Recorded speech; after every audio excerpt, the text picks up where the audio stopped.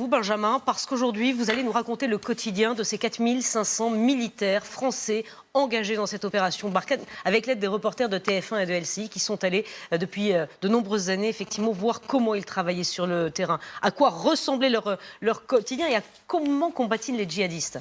Alors, quand on discute des opérations avec nos envoyés spéciaux, ils insistent beaucoup sur le rôle fondamental, justement, des hélicoptères de transport de troupes, hélicoptères de combat, qui volent à basse altitude en situation d'affrontement, et une pilote nous explique pourquoi.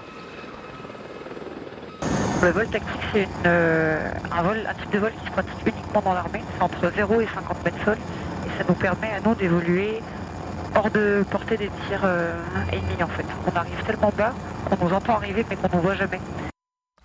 Alors si les hélicoptères sont indispensables, c'est parce qu'au sol, la progression est extrêmement compliquée. D'abord, les distances sont immenses, parfois plusieurs jours de transport avant d'arriver sur un site de djihadistes. Deuxièmement, les températures extrêmes. L'un de nos envoyés spéciaux nous parlait d'une température enregistrée la nuit de 50 degrés. Et puis il y a ce sol sablonneux et parfois piégé avec des mines artisanales.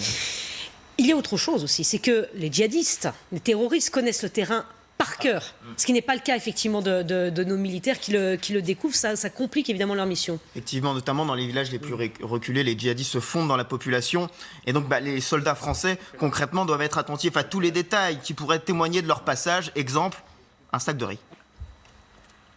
Sur le sac, il y a marqué riz blanc. Voilà, et là, on voit qu'on a une espèce de poudre noire, donc en fait, on essaie de vérifier si ça peut pas être quelque chose qui rentrerait dans la composition d'un explosif artisanal. Dès qu'on trouve des composants électriques, des batteries, des piles, dans un pays comme le Mali, c'est pas anodin. Et sur le camp de base, comment ça se passe, Benjamin? Quel est le quotidien de nos soldats? Je vais vous montrer à quoi ressemble l'espace entre guillemets d'intimité d'un soldat. Que ce soit première classe ou colonel, c'est la même chose. 4 mètres carrés dans une tente équipée d'un système de climatisation, ce qui n'a pas été toujours le cas. Hors opération, la journée, c'est entretien du corps, le sport, le sommeil et aussi entretien du matériel.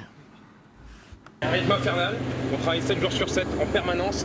On a des gens extrêmement compétents, extrêmement qualifiés. Là, vous les voyez déjà, ils sont sur le véhicule. Ce véhicule-là, ce soir, il sera dehors parce que demain, ils seront déjà en opération.